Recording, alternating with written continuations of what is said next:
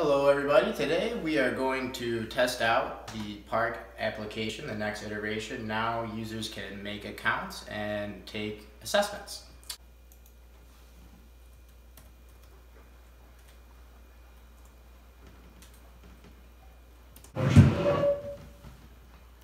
Want to stick your hands up, please?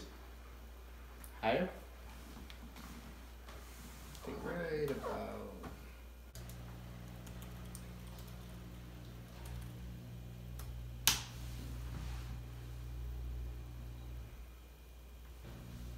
and basically generate a graph in terms of usability.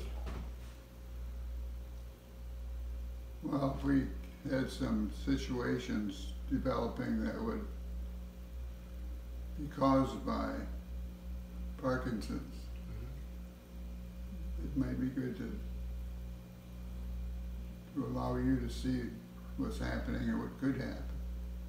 The landing page, do you understand where you were supposed to click if you're trying to log in?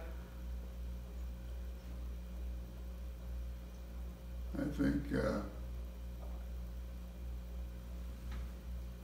if I clicked into this area here, that would log me into the system. Yes, works. Do you think that that's pretty cool? Well, it's certainly better than not having it. That's true. Very true. Thank you, Grandpa, very much. That's it? That's all, yeah, that's it. If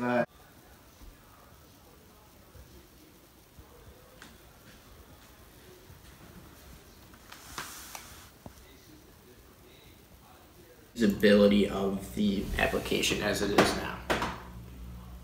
Like, is it easy to use? Could it be better? I think it's extremely easy.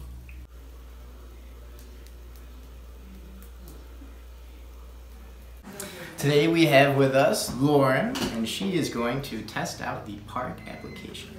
All right. Okay. Keep your hands up. Put them in front of your face. Perfect. So it has pretty good learnability, would you say? Yes, yeah.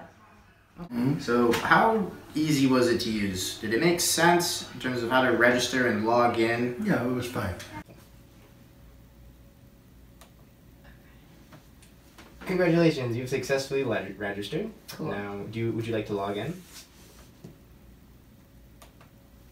Oh, that requires me to remember like what I just did, right?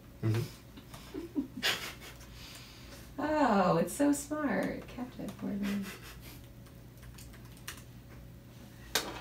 So every time a tap is detected, you get a red signal, like a red message there. And that is, the results, the graph that it generates. That's perfect.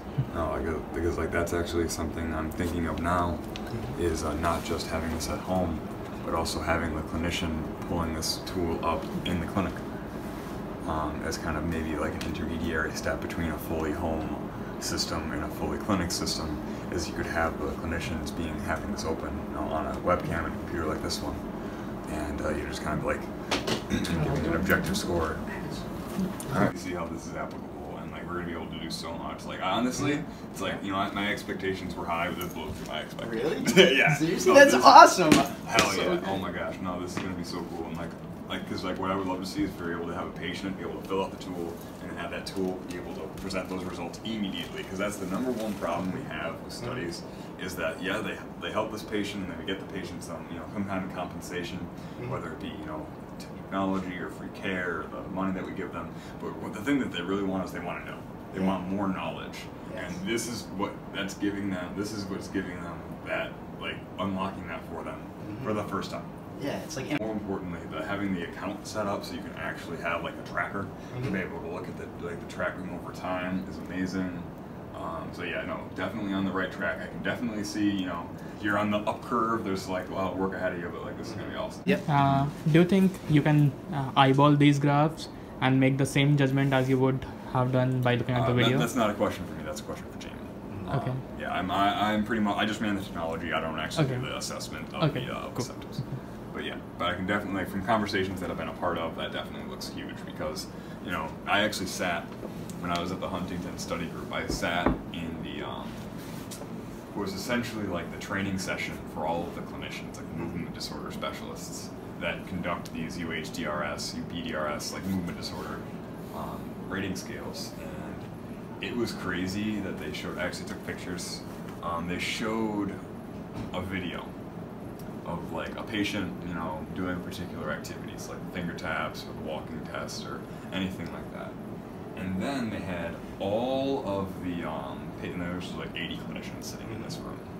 All 80 of them submitted their rating to an app, and they just kind of sent it in, and then they were able to do, you know, a live updating of the responses. Sure. And for none of them was it more than like, none of them were more than like 70% got the right answer.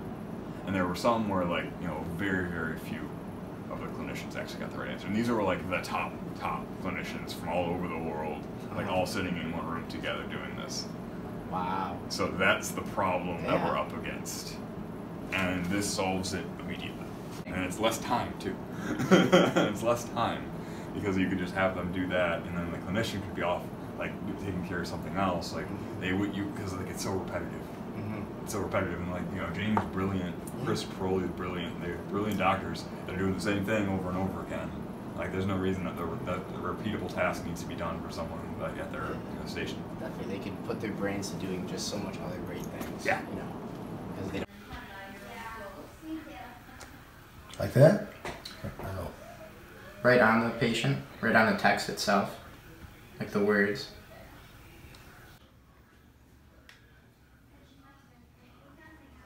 A lot of people type on that. Have you noticed? I have. I think as part of the feedback, we'll make the whole image a link instead of just this portion of it.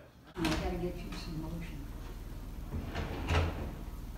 Yeah, you're not gonna want to do that. And was the link of the Google Chrome kind of confusing? Like, For me, but I probably not.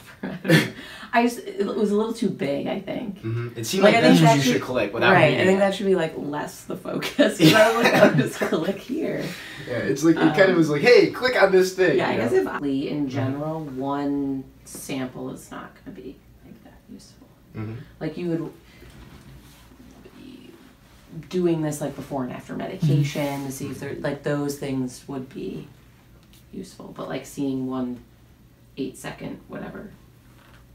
Obviously, that's not all that's involved in PD, and you're going to get some people with arthritis that are slow and their fingers get tired, and so they have some decrement. So So I imagine a lot of people with advanced Parkinson's disease are going to have a hard time with mouse as well.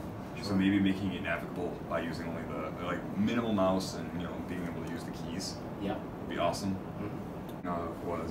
It's just really cool the way you had that playback video where it actually showed the tracking of the markers. Like I would love to see that. Blue, something like that screams like medical, Medical. you know, professional medical. Maybe U of R Blue. Or blue could be cool. Yeah. that Maybe would U of be R nice. Blue. Maybe having like, you know, something that adds a little bit of credibility to it. Maybe having like the U of R seal and like a watermark.